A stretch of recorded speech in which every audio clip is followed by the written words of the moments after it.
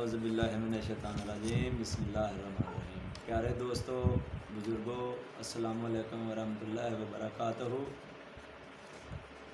آج ہم آپ کو مچھاں دے بارے بتائیں گے کہ اس کا کیا فائدہ ہے، کیا نقصان ہے۔ دوستو، ایک دفعہ ایک غریب انسان حضرت مولا علی کی خدمت میں حاضر ہوا، تو اس نے کہا کہ میری بیٹی کی شادی ہے، میری مدد کیجیے۔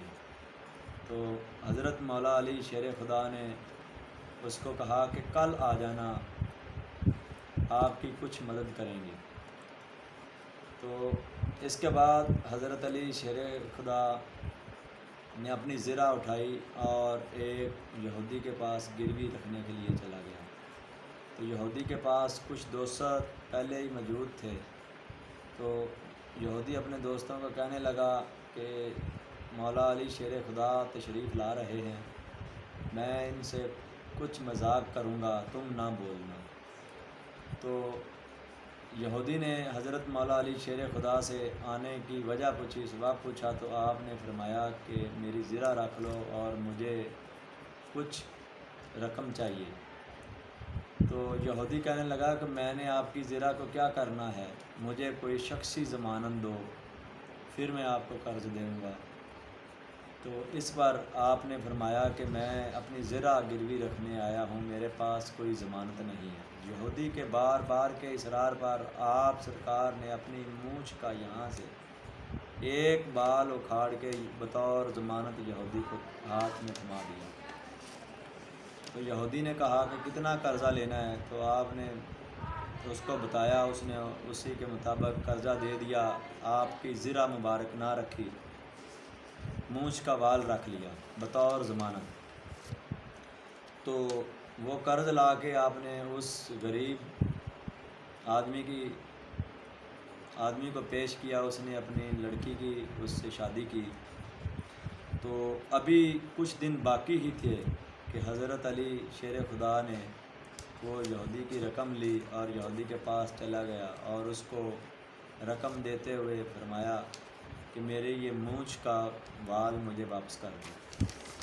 تو یہ دوستو ثابت یہ کرنا ہے کہ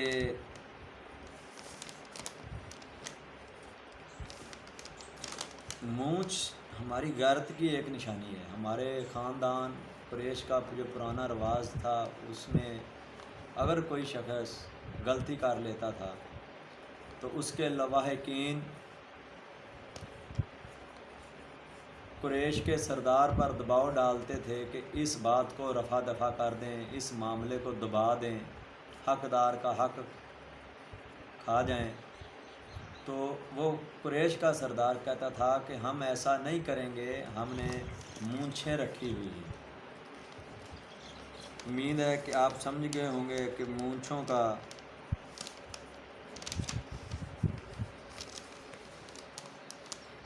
مونچھوں کی کیا اہمیت ہے، اس مونچھوں کی کیا حیثیت ہے۔ تو اس کے علاوہ مونچھ ہمارے خاندان قریش میں اس لوگ کی کلین شیو کرتے تھے، داڑھی بھی کلین شیو کرتے تھے کہ جو انسان زنا کر لیتا تھا۔ تو دوستو عزیزو، مونچھ ہماری آن ہے، مونچھ ہماری شان ہے۔ سر پر یہ پگ باندھنا، اس کا مطلب ہے اپنے بزرگوں کی لاج رکھ لی، عزت رکھ لی۔ اسلام کی پاسداری، مونچھ اور پگ دونوں ہی اسلام کی پاسداری کی علامت ہیں۔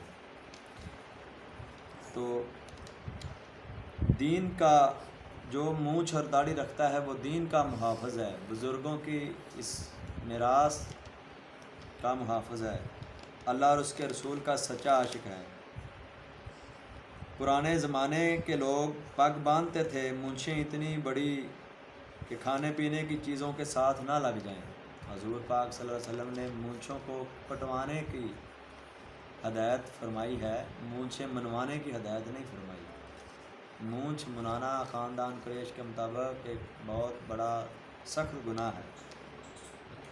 تو کرتا کھلا لباس اور پونچے شلوار کی بجائے چادر باندھتے تھے، جو امن و ایمان کو قائم رکھنے، تمام برائیوں سے معاشرے کو پاک رکھنے اور سرداری کی علامت تھا۔